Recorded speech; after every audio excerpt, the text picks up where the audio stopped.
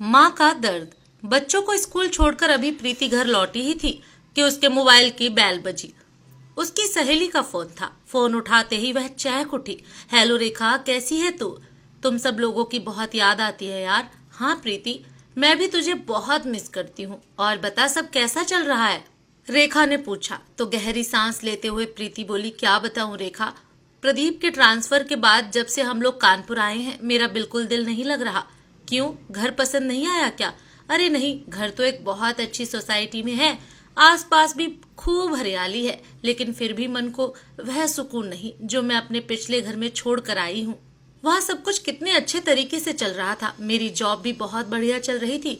घर पर काम करने के लिए मेड भी बहुत अच्छी मिली हुई थी, जिसके हवाले घर का सारा काम छोड़कर मैं अपनी नौकरी पर आराम से जा सकती थी। शाम को जब घर लौटती थी तो घर पूरी तरह सुव्यवस्थित मिलता था। बच्चों की भी कोई टेंशन नहीं रहती थी। पास में ही डे केयर था, लेकिन इनका ट्रांसफर क्या हुआ, मेरी तो जिंदगी ही उलट पलट हो गई। ना तो यहाँ पर कोई भरोसे लायक मेड मिल रही है और ना ही आसपास कोई डे केयर है जहाँ मैं अपनी नौकरी के दौरान बच्चों को छोड़ सकूं। प्रीति ने कहा तो उसकी सहेली रेखा बोली, यह तो है, शहर बदल जाने से कितना कुछ बदल जाता है। तुझे तो बहुत परेशानी होती होगी ना? बस यार, प्रदीप के तबादले की वजह से सब कुछ गड़बड़ा गया है। बच्चे तो धीरे धीरे रूटीन में आ रहे हैं और प्रदीप भी आते ही अपने काम में पूरी तरह व्यस्त हो गए हैं। लेकिन मेरा क्या, मेरा करियर तो पूरी तरह चौपट ही समझो। कहते कहते प्रीति का मन खिन्न हो उठा। तभी दरवाजे पर कुरियर वाले ने बेल बजाई। अच्छा रेखा, मैं बाद में बात करती हूँ, दरवाजे पर कोई आया है, कहते हुए प्रीति ने फोन रखा और दरवाजा खोलकर कुरियर लेने लगी। अभी दरवाजा बंद करने ही लगी थी कि उसकी सरसरी नजर थोड़ी दूर पर पेड़ की ओट में खड़ी एक बूढ़ी औरत पर पड़ी। उसे देखते हुए अंदर तक सिहर उठी। हे भगवान, न जाने यह बूढ़ी औरत क्यों हर रोज मेरे घर पर ही टकटकी लगाए रहती है। आखिर चाहती क्या है यह बुढ़िया? कहीं छुपकर हमारे बारे में जानकारी तो हासिल नहीं कर रही? कहीं लूटपाट के इरादे से? सोचते सोचते प्रीति का दिल दहल उठा। उसके मन में कई तरह की शंकाएं घर करने लगी, क्योंकि 3 दिन से लगातार वह बुजुर्ग औरत उसके घर पर नजर बनाए हुए थी। हर बीतते पल के साथ प्रीति के मन की बेचैनी बढ़ती जा रही थी। रात को उसका पति प्रदीप घर आया तो प्रीति को बेचैन देखकर बोला, अरे क्या हुआ, तुम कुछ परेशान लग रही हो। परेशानी की तो बात है, वह अजीब सी बूढ़ी औरत मुझे आज फिर दिखाई दी। न जाने क्या चाहती है वो। लेकिन प्रीति, इसमें चिंता की कोई बात नहीं है, एक बूढ़ी औरत ही तो है। आप भी हद करते हैं। आजकल चोरी और डकैती एक आम बात हो गई है। टीवी पर भी बच्चों के अपहरण की खबरें आए दिन आती रहती हैं। हमारे घर पर नजर रखने के पीछे जरूर उस बूढ़ी औरत का कोई न कोई मकसद है। यह सुनकर प्रदीप भी थोड़ा चिंतित हो उठा और फिर बोला, ठीक है, मैं सोसाइटी के गार्ड को बोल देता हूँ ध्यान रखने के लिए। अगली बार कुछ ऐसा हो तो मुझे तुरंत कॉल कर देना। बात ज्यादा बढ़ेगी तो हम पुलिस कंप्लेन करेंगे।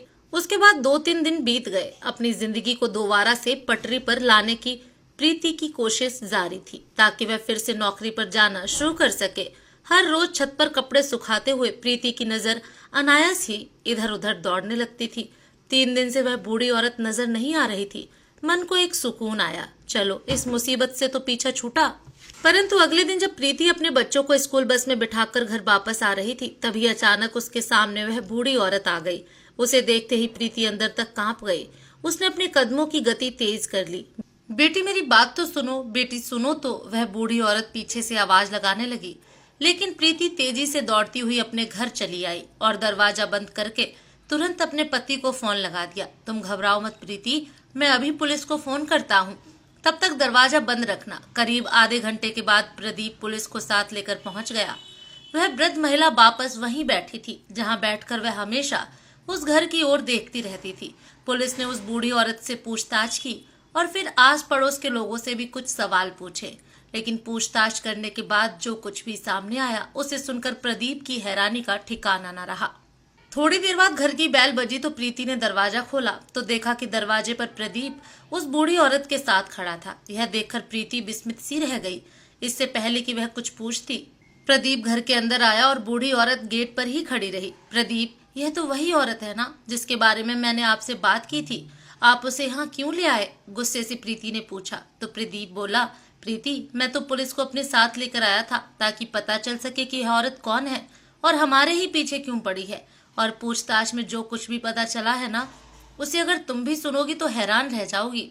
तो क्या पता चला? प्रीति ने बेचैनी से पूछा। प्रीति, जैसा हम उस औरत के बारे में सोच रहे थे ना, वह वैसी नहीं है। जानती हो वह औरत कौन है? प्रीति आश्चर्यचकित चेहरा लिए आगे की बात सुनने को बेकरार थी।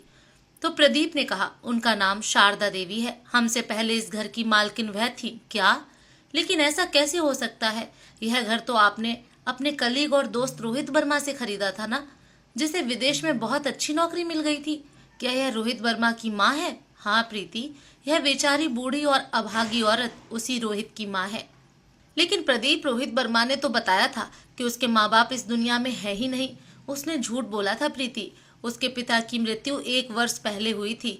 उसके बाद उस बेशरम इंसान ने सबसे पहले धोखाधड़ी से सब कुछ अपने नाम करवा लिया, फिर अपनी विधवा माँ को वृद्धाश्रम भेज दिया। उसके बाद यह घर हमें बेचकर वह चुपचाप विदेश चला गया। क्या?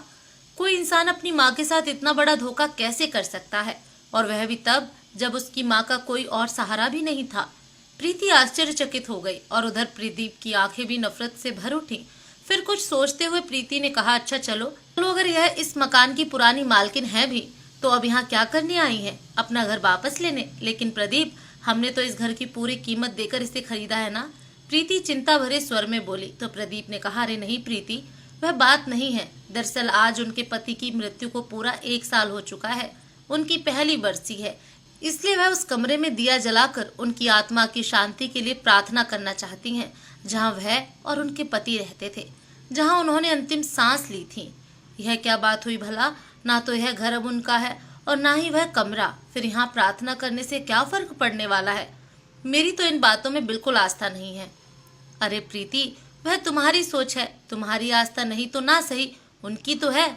और अगर हमारे हाँ करने से किसी को थोड़ी सी खुशी मिल जाती है तो हमारा क्या चला जाएगा? करने देते हैं उन्हें प्रार्थना, थोड़ी देर की ही तो बात है। हाँ तो ठीक है, आप उन्हें अंदर बुला लीजिए, अनमने ढंग से प्रीति ने कहा। तो प्रदीप जाकर शारदा जी को बुलाकर ले आया। दुबली पतली काया, शरीर पर पुरानी सी सफेद सूती साड़ी, जहां एक और शरीर से हड्डियां बाहर निकलने को आतुर, तो वहीं दूसरी ओर अंदर तक धंस चुकी उनकी भींगी आंखें। शारदा देवी को गौर से देखते हुए प्रीति का कलेजा मुंह को आने लगा। अंदर आकर शारदा देवी ने प्रीति और प्रदीप के सिर पर हाथ रखकर उन्हें खूब आशीर्वाद दिए और फिर एक नजर उठाकर उस घर को देखने लगी। तो कभी उनका अपना हुआ करता था। पल भर में ही न जाने कितनी ही यादें उनके मानस पटल पर उभर आईं। न जाने कितने सुख और कितने दुख भरे पल एक साथ उनकी आंखों में तैरने लगे। यह कमरा हुआ करता था मेरा और रोहन के पिताजी का। कोने वाले कमरे की ओर इशारा करते हुए शारदा देवी रुधे स्वर में बोली। तो प्रदीप ने जाकर उस कमरे का दरवाजा खोल दिया। हाथ जोड़कर प्रदीप और प्रीति का आभार प्रकट करते हुए वो कमरे के भीतर चली गईं। कमरे को नजर भर कर देखते हुए उनकी आंखों से आंसू बह निकले और फिर साड़ी के पल्लू से आंसुओं को पोंछते हुए वह एक कोने में जा बैठी और दिया जलाकर प्रार्थना करने लगी। प्रार्थना करते हुए बंद आंखों से भी लगातार आंसू बहते जा रहे थे।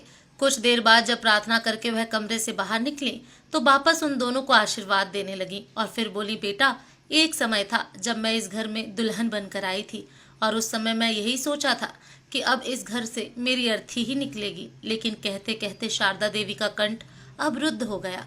फिर कुछ पलों के अंतराल के बाद घर को निहारते हुए बोली, अपने परिवार के साथ जिंदगी के कितने ही खूबसूरत और खट्टे मीठे पल बिताए थे मैंने यहाँ, लेकिन रोहन के पिताजी के जाने के साथ ही सब कुछ खत्म हो गया। प्रीति और प्रदीप शारदा देवी की सारी बातें चुपचाप सुन रहे थे। शारदा देवी जाने से पहले घर के हर हिस्से को निहारते हुए मानो वह दृश्य अपनी आंखों में भर लेना चाहती थी। मन तो उस घर को छोड़ने को तैयार नहीं था, परंतु ज्यादा देर वहां रुक भी नहीं सकती थी। इसलिए थोड़ी देर अपने दिल का हाल कहकर शारदा देवी भारी मन से उठी और बाहर जाने के लिए बोझिल कदमों से चलने लगी। प्रदीप उनकी हालत को समझ चुका था। वह मन ही मन शारदा जी के लिए थोड़ा चिंतित हो उठा। अरे माँ जी, आप बैठिए, प्रीति आपके लिए चाय बनाकर लाती है, चाय पीकर जाइएगा। अरे नहीं बेटा, तुमने मेरी बात का मान रख लिया, इतना ही बहुत है मेरे लिए।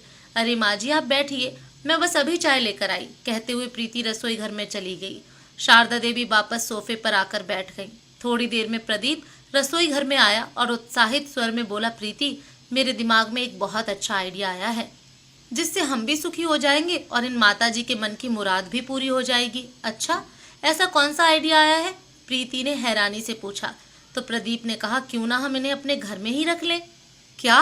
यह तुम क्या कह रहे हो? तुम्हारा दिमाग तो ठीक है, हमने यहाँ कोई धर्मशाला नहीं खोली है, प्रीति झल्लाते हुए बोली। तो प्रदीप ने उसे समझाते हुए कहा, प्रीति जरा सोचो तो, वैसे भी वह अकेली है, कितनी दुखी है बेचारी, और यहाँ इस घर में तो जैसे उनकी जान बसी है।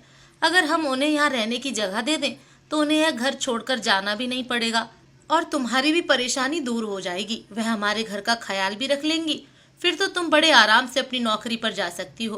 प्रदीप की बात सुनकर प्रीति कुछ सोच में पड़ गई और फिर बोली, तो क्या तुम उन्हें नौकर बनाकर यहाँ रखना चाहते हो? तो प्रदीप ने कहा, अरे नहीं, हम इन्हें कोई तनख्वाह नहीं देंगे, इन्हें तो हम अच्छा पहनने और खाने को दे देंगे, और वैसे भी काम के लिए तो काम वाली बाई आती है, लेकिन उनके रहने से हमें यह फायदा हो जाएगा कि यह घर के सदस्य की तरह काम वाली बाई पर भी नजर रखेंगी और हमारी अनुपस्थिति में घर का ख्याल भी रखेंगी।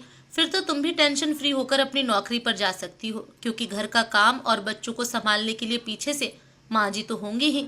अच्छा, तो यह आइडिया है तुम्हारा, मान गई तुम्हें, लेकिन क्या माता जी इस बात के लिए राजी होंगी? लो, यह भी कोई पूछने वाली बात है? जहाँ उनकी जान बसी है, हम तो उन्हें उस घर में रहने का मौका दे रहे हैं, वह मना तो कर ही नहीं सकती। लेकिन प्रदीप, सोचने वाली बात है कि उन्हें तो उनके बेटे ने ही धुतकार दिया। ऐसा तो नहीं कि ये माँ जी ही अच्छे स्वभाव की ना हो, कहीं ऐसा ना हो कि एक दिन ऐसा आ जाए कि वह मालकिन बनकर हमारे घर पर अपना हक समझने लगे। अरे प्रीति, ऐसा कुछ नहीं होगा, तुम निश्चिंत रहो। यह सुनकर प्रीति चुप रह गई और फिर सोचने लगी, बात तो ठीक है, माँ जी के यहाँ रहने से मुझे बहुत सुख हो जाएगा। अभी तो मुझे जरूरत है तो उन्हें यहाँ रख लेती हूँ, फिर अगर उन्होंने कुछ ऐसा वैसा किया तो निकाल बाहर करूंगी उन्हें। वैसे भी यह घर हमारे नाम पर ही है, तो यह बूढ़ी औरत कर ही क्या सकती है। अरे प्रीति की सोच में पड़ गई, तुम चाय लेकर बाहर आओ, फिर उनसे बात करके देखते हैं। कहकर प्रदीप रसोई घर से बाहर आ गया। चाय पीते हुए प्रदीप ने कहा, माँ जी, हम आपका दुख समझ सकते हैं। जिस जगह के साथ इंसान की इतनी यादें जुड़ी हों, उस जगह को यूं छोड़कर जाना आसान नहीं होता, इसलिए हम लोग ये चाहते हैं कि आप यहीं इसी घर में रुक जाइए। प्रदीप के प्रस्ताव पर शारदा देवी की आंखों में चमक आ गई। उन्हें अपने कानों पर यकीन नहीं हो रहा था। आखिर मन ही मन वह भी तो यही चाहती थी, परंतु फिर उनके दिमाग में ख्याल आया कि जमाना तो इतना स्वार्थी है कि अपना सगा बेटा भी पैसे के लालच में दर दर की ठोकरें खाने को छोड़ देता है। जब अपना बेटा ही अपना न रहा तो फिर पराये लोगों से कैसी उम्मीद लगा लूं? कोई मुझे बिना मतलब के अपने पास क्यों रखेगा? यह सोचकर फीकी सी मुस्कान लिए शारदा जी बोली, अरे नहीं, मैं वहीं वृद्धाश्रम में ही ठीक हूँ, और वैसे भी मेरे यहाँ रहने से आप लोगों को परेशानी ही होगी। इतना सुनते ही प्रीति तपाक से बोली, अरे नहीं, परेशानी क्यों होगी, बल्कि आपके यहाँ रहने से तो हमें आराम हो जाएगा। मेरा मतलब है आप बेझिझक यहाँ रह सकती हैं, हमें कोई परेशानी नहीं होगी। प्रीति की बातों के पीछे छिपी मंशा शारदा जी समझ चुकी थी। उनकी जिंदगी के कड़वे अनुभवों ने उन्हें बहुत कुछ सिखा दिया था, परंतु सब कुछ समझते हुए भी वो उस घर में वापस रहने के मोह में उन्हें मना न कर सकी और उस घर में उन लोगों के साथ रहने आ गई। आते ही किसी जादूगर की तरह उन्होंने पूरे घर को सुव्यवस्थित कर दिया और घर की सारी जिम्मेदारी बखूबी संभाल ली। परंतु दोनों बच्चों सिमी और बंटी को एक अजनबी औरत के साथ रहना थोड़ा अजीब लग रहा था। एक सप्ताह बीत चुका था, परंतु बच्चे उस बूढ़ी औरत को अपना मानने को तैयार ही नहीं थे। फिर एक दिन बच्चे स्कूल से घर लौटे और बोले, मम्मी, कल हमारे स्कूल ग्रैंड पेरेंट्स डे है, सब बच्चे अपने दादा दादी को लेकर आने वाले हैं, लेकिन हमारे पास ना तो दादा दादी हैं और ना ही नाना नानी। इतना सुनते ही प्रदीप शारदा जी की ओर इशारा करते हुए बोला, अरे है तो सही तुम्हारे पास तुम्हारी दादी माँ। नहीं, यह हमारी दादी माँ नहीं है, जानते भी हैं मेरे दोस्त सौरभ की दादी कितनी मॉडर्न है। और ये तो बंटी ने गुस्से से कहा और अपने कमरे में चला गया। यह सुनकर शारदा जी भी थोड़ी उदास हो गई, परंतु कोई और रास्ता भी नहीं था, इसलिए बुझे मन से दोनों बच्चे शारदा जी को अपने स्कूल ले जाने के लिए मान गए। एक नई साड़ी पहनकर शारदा जी बच्चों के स्कूल जाने को तैयार हो गई। प्रदीप अपनी गाड़ी से उन्हें और बच्चों को स्कूल में छोड़ आया। दोपहर को जब वे घर लौटे तो दोनों दादी की तारीफ करते नहीं थक रहे थे। मम्मी, पता है आपको, स्कूल में सभी इवेंट्स में दादी ने इतना अच्छा परफॉर्म किया कि सब लोग उनकी तारीफ कर रहे थे। उन्होंने तो स्पोर्ट्स इवेंट में भी भाग लिया और सौरभ की दादी को भी हरा दिया। हमारी दादी तो सुपरस्टार हैं। कहते हुए दोनों बच्चे बहुत उत्साहित थे। शारदा जी ने अपने सरल और हंसमुख स्वभाव से बच्चों को भी अपना बना लिया। बच्चे उन्हें दादी माँ कहकर बुलाते थे। उनकी निगरानी में घर के सभी काम सुचारू रूप से होने लगे। बच्चे अक्सर दादी माँ के पास सोने की जिद करते, इसलिए प्रीति ने उनका बिस्तर भी बच्चों के कमरे में ही लगवा दिया। आज सुबह जब प्रीति सोकर उठी तो 7 बज रहे थे। अरे बाप रे, आज तो बहुत देर हो गई, कहीं बच्चों की स्कूल बस न छूट जाए। सोचते हुए प्रीति जल्दी से कमरे से बाहर निकली तो देखा दोनों बच्चे स्कूल यूनिफॉर्म पहनकर तैयार हो चुके थे और शारदा जी उन्हें नाश्ता खिला रही थीं। बच्चों के टिफिन भी तैयार थे। यह देखकर जहां एक और प्रीति हैरान रह गई तो वहीं दूसरी ओर उसके मन को बहुत सुकून मिला। यही सब तो चाहती थी वो। अब प्रीति पर घर की जिम्मेदारियों का ज्यादा भार नहीं था, इसलिए उसने नौकरी के लिए कुछ जगह आवेदन भेजे। कुछ ही दिनों में उसे नौकरी मिल गई। अब वह बेफिक्री से अपनी नौकरी पर जा रही थी। शारदा जी को खाना पकाने का बहुत शौक था, इसलिए वह खाना पकाने का काम स्वयं करने लगी और घर के बाकी सारे काम बड़ी कुशलता पूर्वक काम वाली बाई से करवा लेती। रसोई का तो वो खास ख्याल रखती थी, खासकर बच्चों के खाने के लिए नए नए स्वादिष्ट और पौष्टिक व्यंजन बनाकर दिया करती थी। इधर प्रीति और प्रदीप यह देखकर हैरान थे कि उनके दोनों बच्चे जो हर रोज कभी चिप्स तो कभी पिज्जा बर्गर की डिमांड किया करते थे, जंक फूड के अलावा जिन्हें कुछ पसंद भी नहीं था, वो बच्चे घर के बने व्यंजन बड़ी खुशी से खा रहे थे। दोनों बच्चे जो देर रात तक टीवी से चिपके रहते थे, अब दादी माँ से इस कदर घुल मिल गए थे कि रात को सोते समय टीवी देखने की जगह दादी माँ से कहानी सुना करते थे। शारदा जी धार्मिक कहानियां सुनाकर दोनों बच्चों में अच्छे संस्कार डाल रही थीं। बच्चों में आए इस सुखद परिवर्तन को देखकर प्रीति और प्रदीप फूले न समाते थे, क्योंकि उन दोनों ने कभी अपने बच्चों के साथ इस तरह समय गुजारा ही नहीं था। आज पहली बार उन दोनों ने महसूस किया था कि घर में बड़े बुजुर्गों की उपस्थिति से बच्चों पर कितना अच्छा प्रभाव पड़ता है। क्योंकि प्रदीप के माता पिता तो बहुत पहले ही गुजर चुके थे, इसलिए उनके बच्चे आज तक इस सुख से वंचित रहे थे। आज सुबह सुबह शारदा जी ने सिमी और बंटी को जगाया तो वे दोनों बोले, नहीं दादी, आज हम स्कूल नहीं जाएंगे। लेकिन बेटा, स्कूल की छुट्टी करना तो अच्छी बात नहीं है, शारदा जी ने कहा। तो सिमी बोली, अरे नहीं दादी, आज बहुत स्पेशल दिन है। आज मम्मी और पापा की मैरिज एनिवर्सरी है, इसलिए आज घर पर पार्टी है। अच्छा, तो यह बात है, तो चलो जल्दी से तैयार हो जाओ, आज मिलकर पूरा घर सजा देते हैं, शारदा जी ने कहा। तो दोनों बच्चे बहुत उत्साहित हो गए। थोड़ी ही देर में उन्होंने घर को खूब अच्छे से सजा दिया। यह सब देखकर प्रीति और प्रदीप को बहुत खुशी हुई, क्योंकि आज से पहले बच्चों ने कभी उनके लिए ऐसा कुछ खास नहीं किया था। मम्मी पापा, आपको हमारा सरप्राइज कैसा लगा? बच्चों ने पूछा। तो प्रीति बोली, बहुत अच्छा, इतना अच्छा लगा कि बता नहीं सकती। कहते हुए प्रीति ने बच्चों को बाहों में भर लिया। तो बंटी ने कहा, हमें पता था आपको जरूर पसंद आएगा, यह सब दादी का प्लान था। यह सुनकर प्रीति मन ही मन शारदा जी के प्रति कृतज्ञ हो उठी। शाम को पहनने के लिए प्रीति ने अलमारी से अपने गहने निकाले, लेकिन गलती से गहनों का बॉक्स वहीं बेड पर ही छोड़ दिया और फिर बच्चों को दादी के पास छोड़कर प्रदीप के साथ शॉपिंग करने चली गई। लेकिन जब वे लोग घर वापस लौटे तो देखकर हैरान रह गए। शारदा जी तो घर पर थी ही नहीं और घर पर बच्चे अकेले थे। बेटा, दादी कहाँ है? प्रदीप ने पूछा। तो बच्चे बोले, दादी तो कहीं बाहर गई है, उन्होंने हमें घर का दरवाजा अंदर से बंद करने को कहा था। प्रीति के मन में कुछ शक पैदा हुआ और फिर उसे याद आया कि उसने गहनों का बॉक्स अलमारी के बाहर ही छोड़ दिया था। कमरे में जाकर देखा तो गहने भी वहां नहीं थे। उसका शक यकीन में बदलते देर न लगी। वह बच्चों के पास आई और बोली, जब दादी बाहर गई थी तो क्या उनके हाथ में कुछ था? तो सिमी बोली, हाँ मम्मी, उनके हाथ में एक बैग था। देखा, वही हुआ ना जिसका मुझे शक था। चली गई ना हमें लूट कर, मेरे सारे गहने गायब हैं और भी न जाने क्या क्या चुरा कर ले गई होगी। बहुत यकीन था ना तुम्हें उन पर? प्रीति गुस्से से प्रदीप पर चिल्ला पड़ी। यह सुनकर प्रदीप भी हैरान रह गया। इस बात की तो उसे भी उम्मीद नहीं थी। थोड़ी देर बीत चुकी थी, तभी दरवाजे की घंटी बजी और शारदा जी घर के अंदर आई। तभी प्रदीप ने पूछा, अरे माँ जी, आप कहाँ चली गई थी? पता है हम कितने परेशान हो गए थे। तभी शारदा जी ने मुस्कुराते हुए एक शॉपिंग बैग प्रदीप की ओर बढ़ाया और एक छोटा सा उपहार प्रीति को दिया। यह क्या है माँ जी? प्रदीप ने पूछा। तो शारदा जी बोले, यह तुम दोनों के लिए शादी की सालगिरह का उपहार है। जुग जुग जियो मेरे बच्चों, तुम्हारा यह रिश्ता यूं ही बना रहे, मेरी भगवान से प्रार्थना है। प्रदीप ने बैग खोलकर देखा तो उसमें उसके लिए एक पैंट शर्ट थी, जिसे देखकर प्रदीप के चेहरे पर मुस्कान आ गई। और प्रीति ने अपना उपहार खोलकर देखा तो देखकर चौंक गई। उसमें एक खूबसूरत सी अंगूठी थी। हैरानी से वह बोली, माँ जी, यह अंगूठी तो सोने की लगती है। हाँ बेटी, सोने की ही है। मेरा बहुत मन था कि तुम्हारे खास दिन पर तुम्हें कुछ खास तोहफा दूं।